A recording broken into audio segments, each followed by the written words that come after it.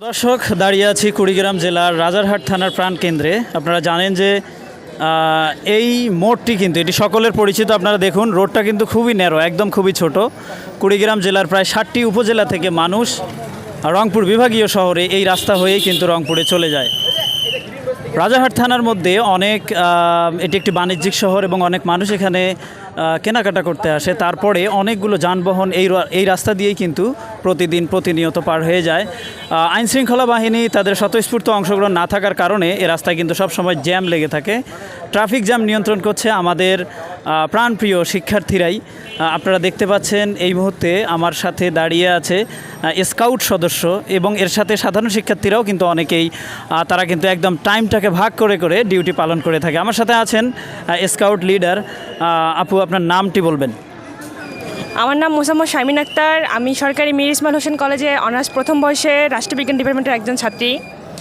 তো আমরা দেশের জন্য, জনগণের জন্য প্রতিনিয়ত কাজ করে যাচ্ছি। আপনারা দেখতেই পাচ্ছেন যে আমরা কীভাবে কাজ করতেছি এই রোদের মধ্যে। আমাদের এই কাজের মধ্যে সহযোগিতা করতেছে আনসার, বিটিভি, ফায়ার সার্ভিস, আবার প্রশাসনও অনেকেই আছে।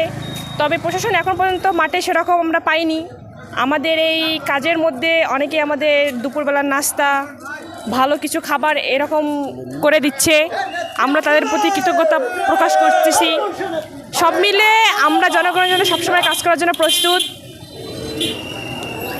যে কথাটি বলছিলাম, এই যে রোদ বৃষ্টি ঝড়ে আপনারা দাঁড়িয়ে এখানে ডিউটি পালন করতেছেন, আপনাদের কিন্তু কোনো বেতন বা অন্য কোনো সুযোগ সুবিধা দেওয়া হচ্ছে না। এতে আপনাদের কি খুব ভালো লাগতেছে বলে আপনি মনে করেন? হ্যাঁ, আমি মনে করি যে আমরা দেশের জন্য বা জনগণের জন্য কাজ করে আমাদের খুব ভালো লাগতেছে। আমরা সর্বোচ্চ চেষ্টা করব যেন আমরা রাজারহাটে ভালো একটা পরিবেশ তৈরি করতে পারি, এই প্রত্যাশা ব্যক্ত করতেছি। প্রিয় দর্শক, আপনারা শুনতে পেলেন এই আপুটির মনের একটি স্পৃহা, মনের আশা।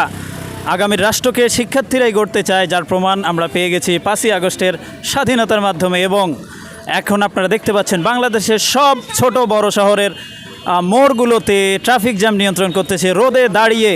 এই প্রায় 30-35 ডিগ্রি সেলসিয়াস তাপমাত্রাতেও তাদেরকে কিন্তু হার মানানো যাচ্ছে না। শুভকামনা রইল আপু আপনার জন্য, আপনার টিমের জন্য এবং এই কাজে যারা সহায়তা করছে সকল শিক্ষার্থীর জন্য ধন্যবাদ। আমিও সকলকে ধন্যবাদ জানাচ্ছি, তারা যেন আমাদের এরকমভাবে সহায়তা করে, সাহায্য করে। আমি তাদের প্রতি অনেক কৃতজ্ঞতা বোধ প্রকাশ করছি। ধন্যবাদ সবাইকে। প্রিয় দর্শক, এখনকার মতো এই পর্যন্তই। দেখা হবে পরবর্তীতে অন্য কোনো এপিসোড নিয়ে। ততক্ষণ পর্যন্ত ভালো থাকবেন। আমি মোহাম্মদ জাহিদ হাসান, রাজারহাট, কুড়িগ্রাম থেকে। ধন্যবাদ।